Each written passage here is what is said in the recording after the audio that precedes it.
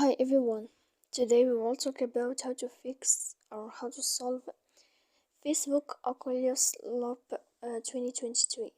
To know how to fix or how to solve Facebook Oculus Lopp 2023, you should just go to settings like this. We will click. After that, in this page, you will go to apps, default apps, app settings. When you will see this list, you will go down to find the application of Facebook and you will enter. Then in this page here you will go to click for stop. When you will end this, you will enter to storage.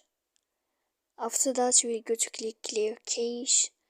Then you will go to click clear data, and when you will end all this stuff here, as you see, you can update your application.